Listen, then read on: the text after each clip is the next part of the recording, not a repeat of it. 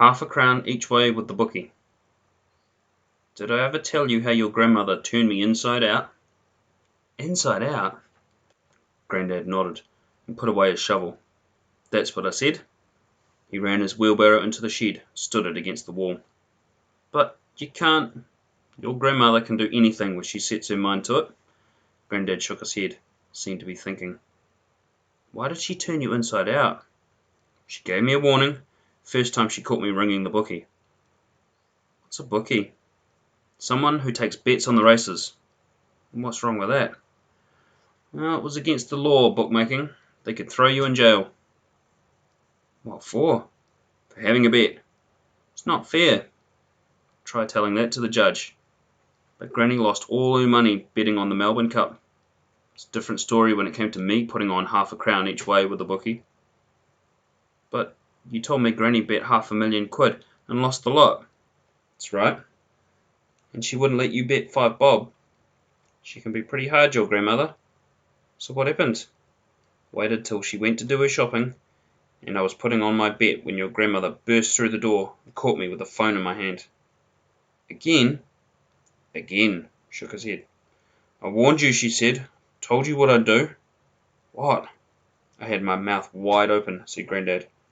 Well, I was still talking to the bookie over the phone. Your grandmother stuck her hand right down my throat, turned me inside out, just like that. Oh, it must have hurt. Hurt, I tell you. Couldn't see, couldn't hear, and I couldn't sit down. Could you walk?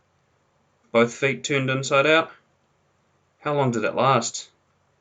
Seemed hours, though your grandmother said it was only for a couple of seconds, while she grabbed the phone, told off the bookie. Then she turned me right side out again. I was that relieved, I can tell you. Could you see and hear? My eyes were a bit runny, and all I could hear was her telling me that if she ever caught me putting another bet on with a bookie, she'd turn me inside out and leave me that way for good. Crikey! What did you do? I swore I'd never put on another bet with the bookie, and I never have. Who wants to spend the rest of his life inside out? Granny wouldn't do that to you, not for the rest of your life.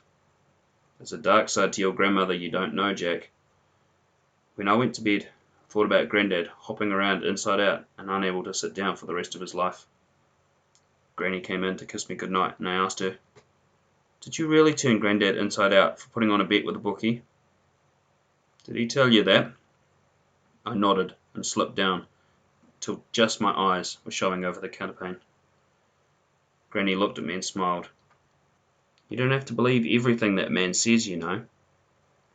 He said you turned him inside out and he couldn't see or hear or sit down till you turned him out the right way again, and you said if he ever put a bet on with a bookie, you'd turn him inside out again and leave him that way.